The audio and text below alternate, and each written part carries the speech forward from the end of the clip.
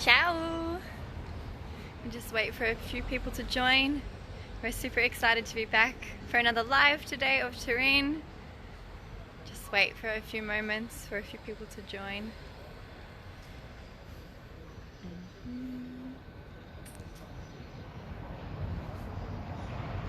I'm going to be showing our okay, awesome.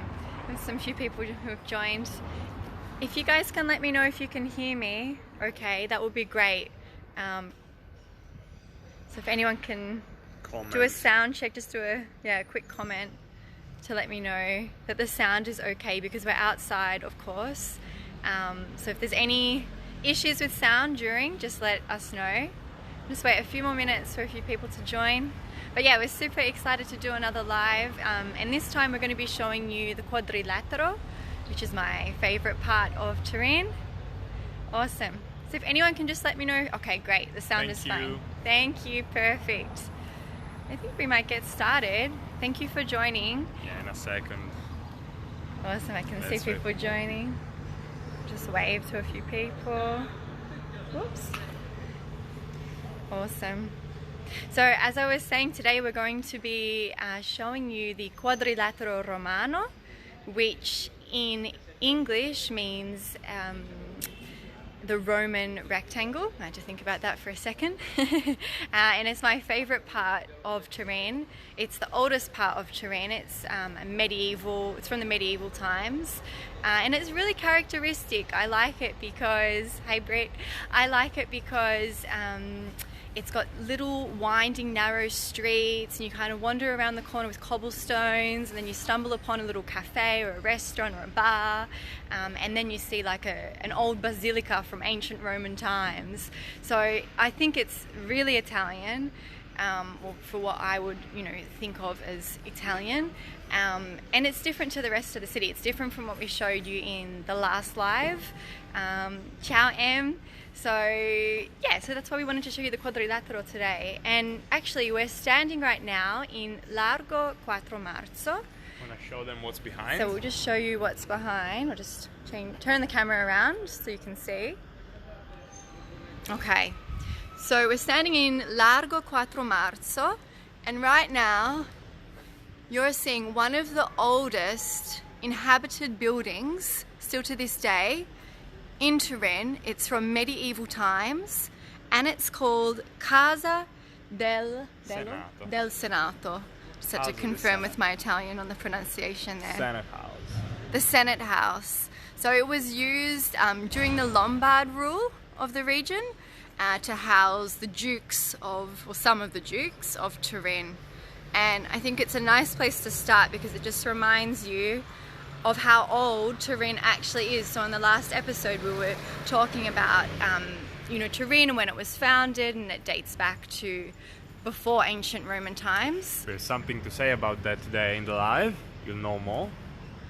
And so we'll just turn around to show you where we're actually starting. So this is Largo. We'll walk through. We can show them. This is actually my favorite piazza in all of Turin. It's very nice, very characteristic, especially in summer, with all these little restaurants. There's always nice live music they play out here. Exactly. This is where you want to come, guys, for a nice Aperol Spritz, or if you like me, a Select Spritz. I'm really pushing it. Sorry for with the the loud Select. noises, Yeah, so if the sound is affected at any time, just let us know. But what I wanted to mention as well is that you'll notice this is called Largo and not Piazza.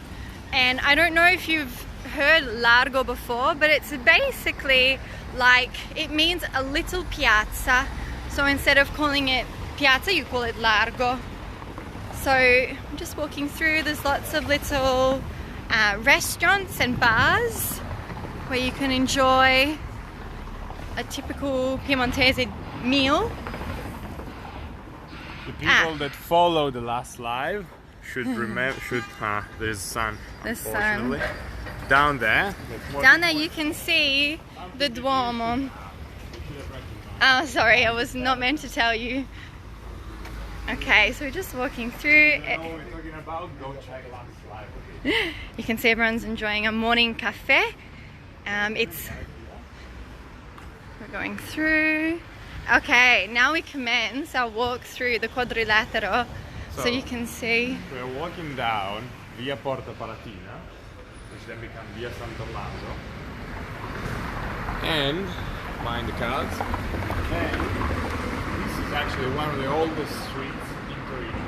You're gonna meet with the other street there, one of the main streets, and it's important to walk along these two streets. We'll understand why. Because they tell us the exact date, the exact age of Turin.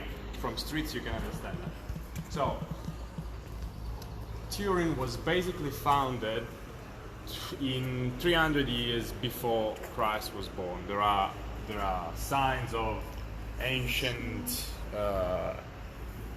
people, ancient tribes living here. They've been living in here for centuries and centuries before the Roman Empire. Then you could have heard about Hannibal fighting against the Romans. He came through Italy, he came through Piemonte, and he came through Turin as well. And Turin was sieged by Hannibal troops. They fought and they were conquered. So it's only with Julius Caesar, in 58 before Christ. You might know him, maybe. You might have heard of him. That Turin was becoming Roman because Julius Caesar came here and said, oh, well, I have to go to Gaul, which is modern-day France, for military campaign. So this is going to be one of my military camps. So from that moment on, Turin became more and more Roman until, in a specific date, and we know even the exact day and the exact year, Turin became a proper Roman city. And we're going to discover when it was. So this street we're walking now is one of the oldest and was one of the two main streets of the old Roman encampment, the old Roman city. Here we can stop in this little piazza called this is Corpus beautiful. Domini. Why this is important? Just wait a second. I just want to point out as well, guys, you'll notice these when you come to Italy, all the water fountains, and they're completely safe to drink from as well. So on a hot summer's day, they're great, and they're all throughout the city. But yeah, I just wanted to point that out. Because, as you can see, this is a small piazza. You can show them. And down there is another piazza we're going to go later. These two piazzas, the two openings, are dating back more than 2,000 years.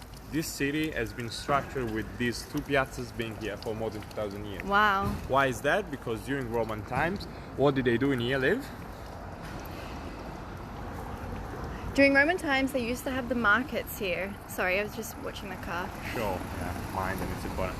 So they used to have the market in here. Now they have it close by where we always go, in Porta Palazzo. And this was called Piazza delle Erbe. And that means that, so erbe is herbs, so it was called Piazza delle Erbe because they used to sell the herbs here. You could notice if you go in Italy that many squares in the city centers are called Piazza delle Erbe in various cities. Yeah, there was one also in Verona when we went the other week. That's where the old markets were taking place. Exactly. There is a little like curiosity here. If you can come into Turin and spot it, you should look up. Always look up in Italy. The beautiful around 1700 palaces, and that right there.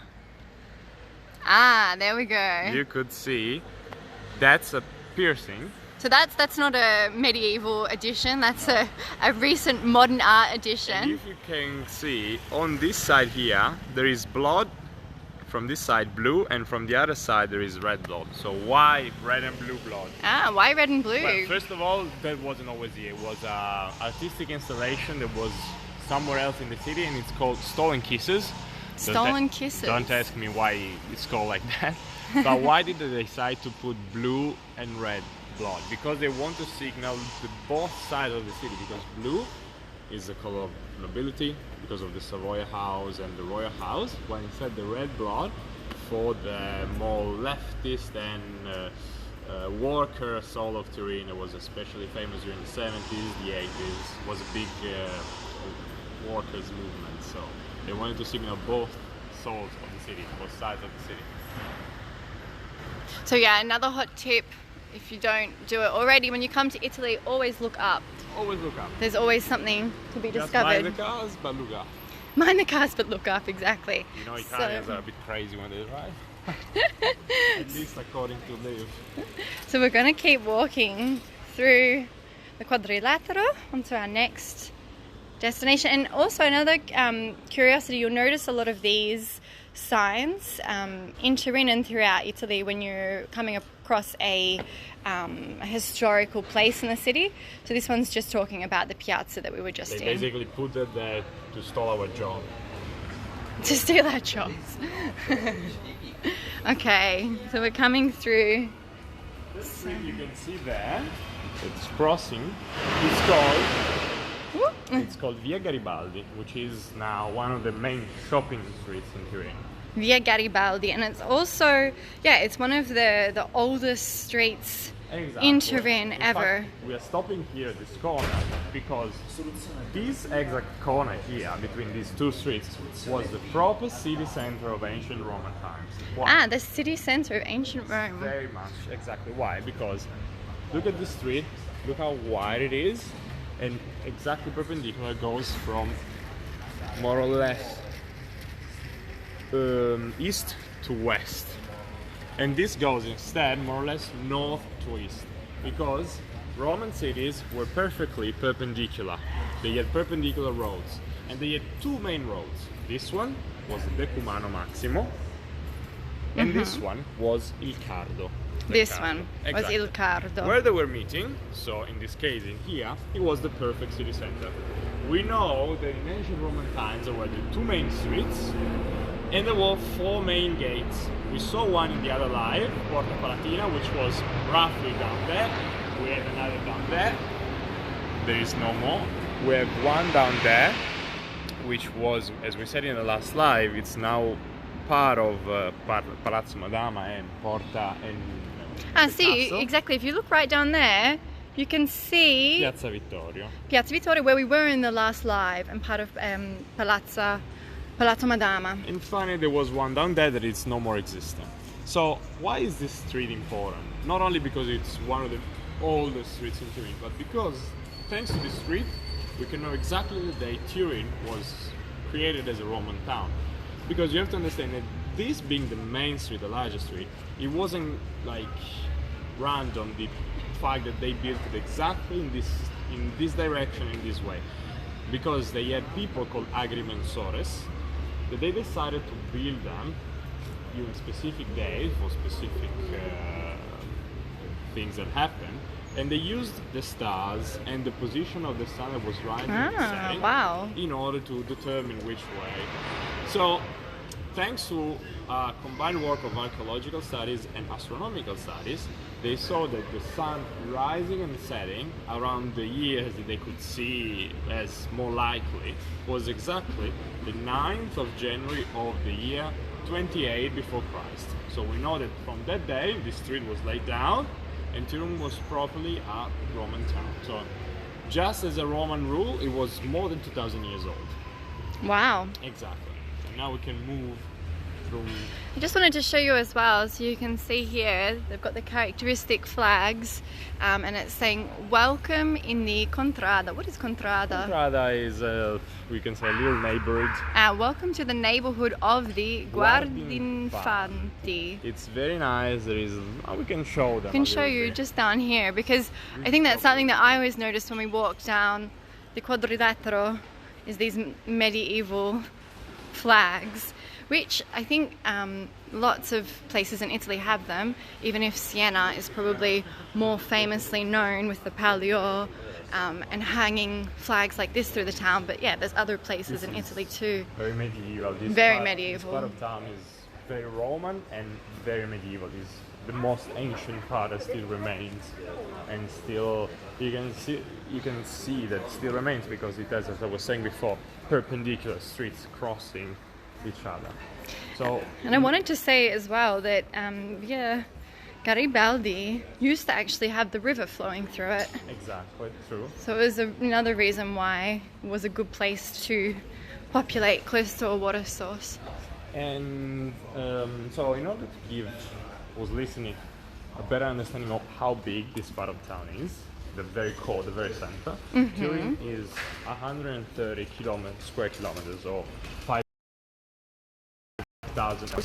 The Quadrilatero, let's cut through here, it's only 0.5 square kilometers.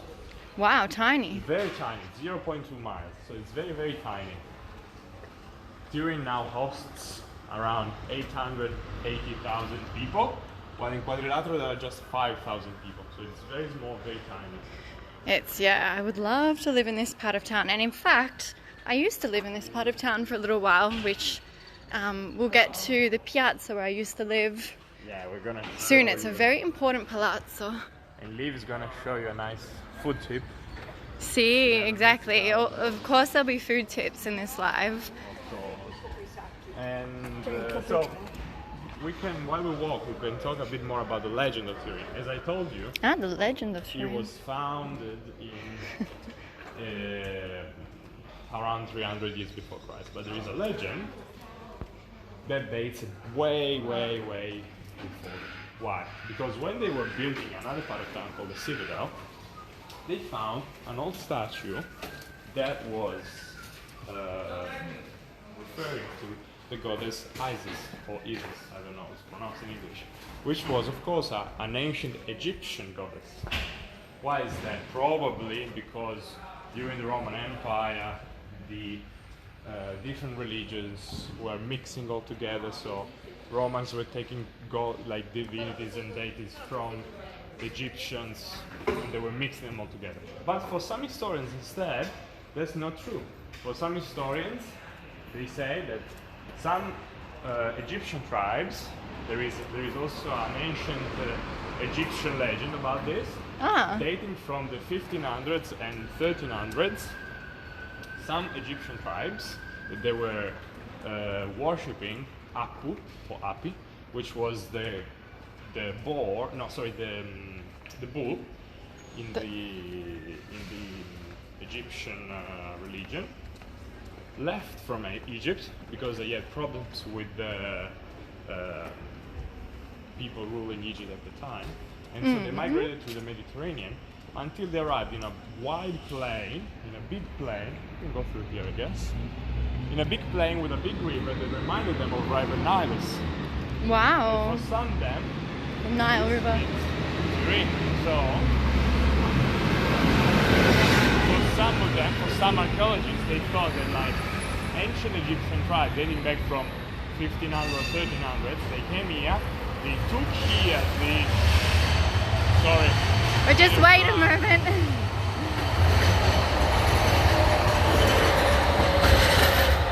They came here from Egypt and they took with them their gods, especially the god Api, that is this bull, and the oldest tribe that were already living here adopted that same god to venerate it, and this is why Torino, which refers to a bull, is still called like this. Personally, I don't really believe it, but it's an interesting story, it's an interesting story you can tell. So, okay, so where are we going now? now we're going back to Piazza delle Erbe. Piazza delle Erbe. And now we're going to see the town hall. Exactly. And an interesting statue we're going to say something more about. And so the town hall, it's always been an important part of the city, even from ancient Roman times as well. And it's still in use today, obviously, as the town hall. So, this is it.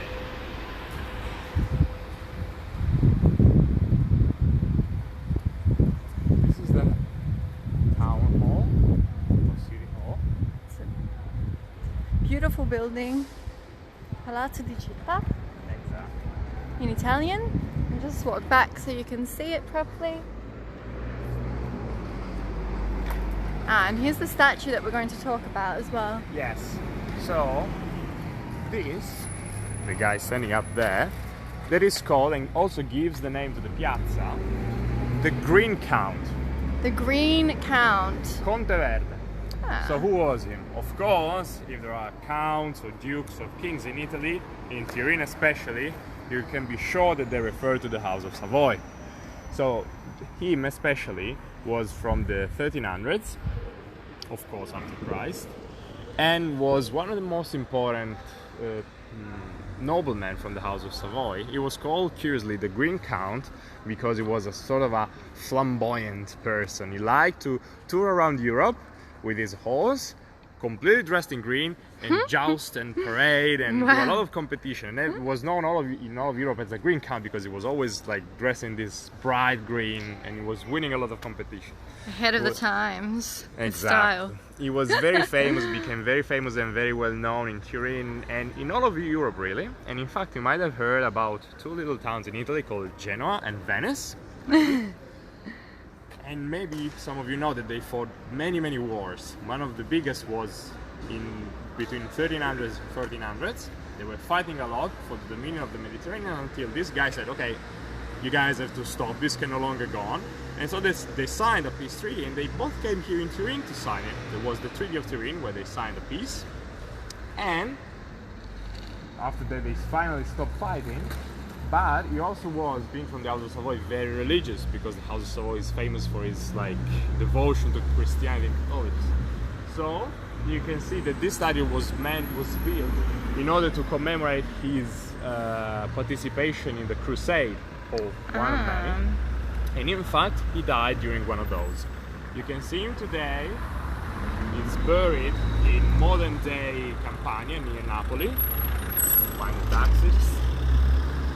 Because while he was going into one of his military campaigns in the Middle East, he got the plague, and unfortunately he died.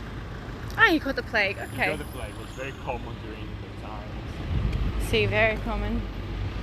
Okay, so we're going to keep walking now, and as I said, I used to live in this part of town for a little while, and so we're approaching that area now, and it's very distinctive, and you'll soon see why the piazza is so distinctive. What's down this street, Liv? Maybe you can tell them. This is Exactly, Via Milano. So just down here Of course, now that we know. is the biggest open air market in all of Europe. So it's a food market as well as clothing.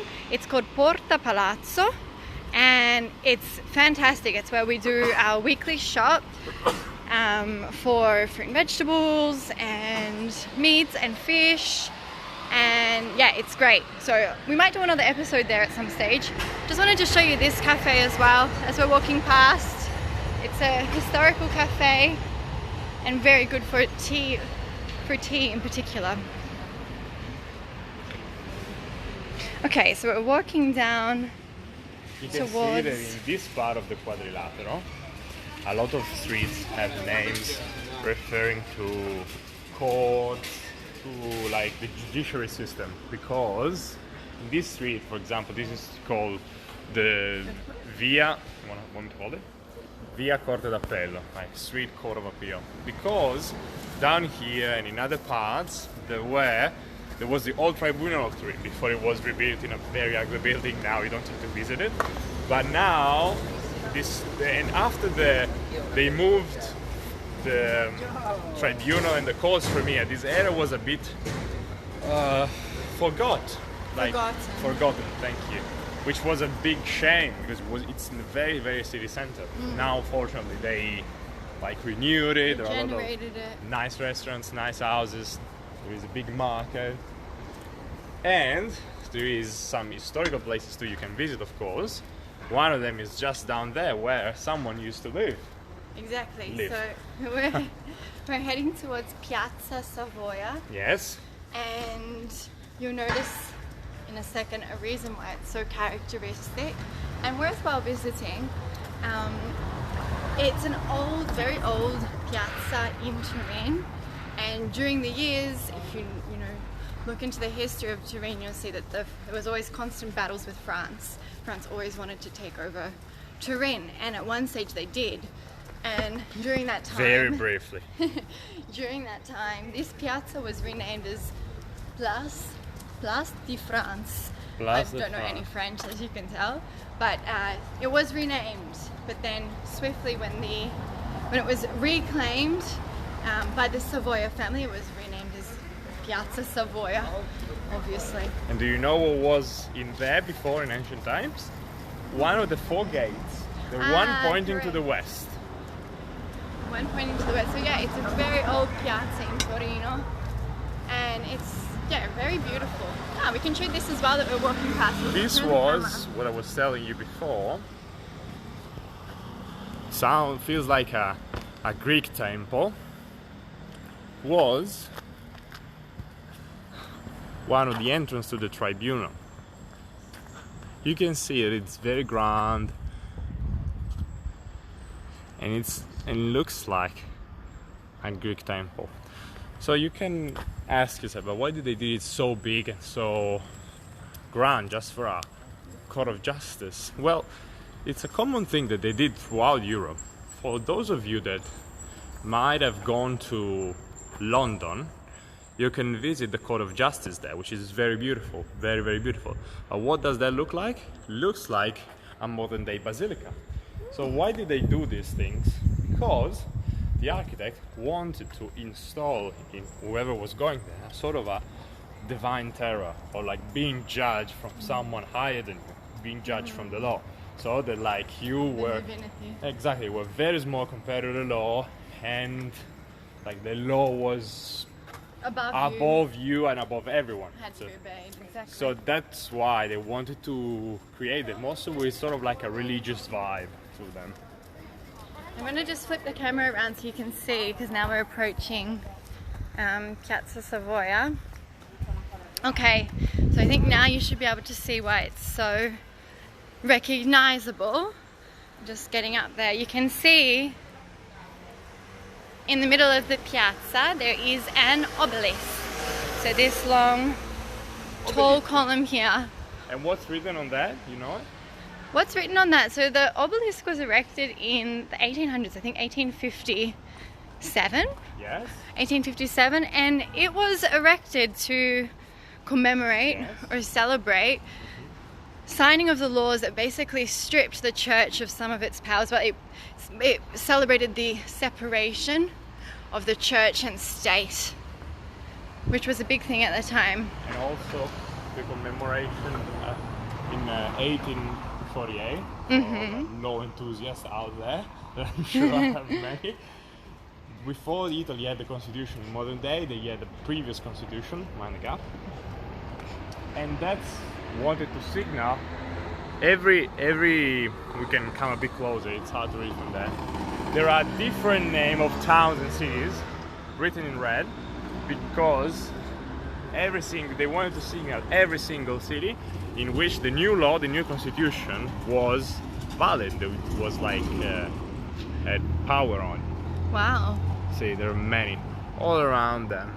Also, you can see up there. So it's a beautiful piazza, so Piazza Savoya, and just for curiosity's sake, that up there is the apartment that I used to live in. Very nice. Very beautiful, this loud, area. Maybe? Yeah, it's quite loud at night, obviously. Yeah. Because pre-COVID down there is a very famous Lobelix, a very famous bar where you could go like have a drink. So yeah, so this is Piazza Savoya. And now where are we walking to? Okay. Now we're walking to Piazza della Consolata. And the Consolata part of the name, just turn the camera around, refers to Mary. So obviously you know Italy is very Catholic, and especially Turin was during the time of the Savoya family. And what dominates this piazza is the basilica, the sanctuary of the Consolata. Let's just stop for a moment because I wanted to show you something that is perhaps curious, not just to Turin but in Italy. So if you look on the floor, and maybe turn it around the other way so they can read, you'll stumble across these little stones or plaques, I guess, in the street, and basically. Right. And often, most of the times, they are in front of the doors of condominiums, especially the old ones. See, so condominiums like apartments. Why? Why? So this has been put here to commemorate a Jewish person who lived here and was taken to concentration camps. You can see the details, the day they were born. So born 1902. Arrested on the 21st of August. Taken to Auschwitz and assassinated. There are many of them on Turin. So yeah, they're all around Turin, and it's something that I never really noticed in Italy until I was in Turin. But as Andrea tells me, they are in other Italian cities, and yeah, they serve as a reminder of the person who lived there and what took place. So now we're, as we were saying, walking to Piazza della Consolata, and yes, what dominates the piazza is the basilica, and the basilica is one of the oldest, most ancient churches in Turin, in the city. It was built in the 5th century, but actually before it was even a Catholic church, it was most likely from pagan times and an old temple, so it's always been a place of spiritual importance, I guess. And it wasn't always a basilica, it was a church, and then an abbey, and then finally a basilica. And it did suffer, Turin suffered a lot of bombing during World War II, and this church was affected as well, but it's been restored. The same church was bombed in 2 different wars by 2 different people. It was bombed before, first in the 1700s by the French, and as we said in the last live, there are still, also like in other places of Turin, the bombs still engraved, you can say. Embedded in the walls. And then it was bombed by the British during World War II in 1943. So more than 200 years apart, it was bombed again because Europeans just love to do war, apparently. So we're walking there now, and actually just before we get there, I'm just going to stop and show you a beautiful, so this is a foodie tip, everyone. If you come during winter or autumn. If you come during winter or autumn, exactly. So we'll just turn the camera around. It is a tisaneria. And you might wonder, okay, what is a tisaneria? Very small, hard to notice. Here. You can see it says Antica Erboristeria della Consolata. So a tisaneria is a place where you can come and get a tisana or a tea. A tisana is a herbal tea. What are you saying, Andrea? Just pick up. Oh, okay, great. And here you can see it's closed at the moment, but they make delicious homemade cakes and beautiful herbal teas and normal teas as well, and it's a lovely place. It's very hidden. You kind of stumble across it, so it's not very well known, at least to tourists. And yeah, it's a really hot tip for where you can stop on your walk through the Quadrilatero. Let's follow the nun. She's going to bring us right to where we have to go. Exactly. Which is, as you can see by the tower bell, I never remember what's the right way to say, into Piazza della Consolata. Esatto. One of the smallest, more characteristic piazzas in Turin. Very beautiful and lovely. It's beautiful. And there's another historical cafe. We just turn it around. It's quite cute. All the little school kids are on school holidays at the moment, so you know that it's at the moment. It's the summer, so it's their big break. This is the small, lovely Piazza della Consolata. That's the Basilica della Consolata. And now Liv will tell you everything about this place here instead, which is closed at the moment. It's closed right now. So this is a historical cafe called Al Bicerin. Bicerin in Piemontese means the little glass, okay, on Wednesdays it's closed. basically. But this is where you get the famous Bicerin drink, which is a delicious coffee and chocolate hot drink with some panna or cream on the top. It is, you can also have a little bit of alcohol in it if you like that, or you can have without alcohol. It is not good during summertime, I would say personally, but go for it if you're here in summer and you want to try something very Piemontese. But it is perfect for autumn and the winter time. It's very warming, it's very rich, but very delicious. So we'll have to come back and show you when this place is open as well. You can see in my stories I posted what the Biccerin drink looks like, and it's a beautiful cafe. It's got candle lights when you go in, so the candle's burning, and it's very old and historical. So definitely something to check out when you're in Turin. And if we look across over here, we can see the sanctuary of the Consolata of Mary, and the big, it almost looks, yeah, it looks like a temple. Yes, it's in neoclassical style, you can tell from these columns. Up there somewhere, I can't really show you from here because you should go around the corner. There is one of those bombs I was telling you about that you can see also in Piazza San Carlo. If you know what I'm talking about, check our last live. Now we're gonna go with our nun and we're gonna show inside, being very quiet. So it's a very big church. Mask on? No, yeah. I don't have one, so you can go in and show them. Okay, we'll just be quiet.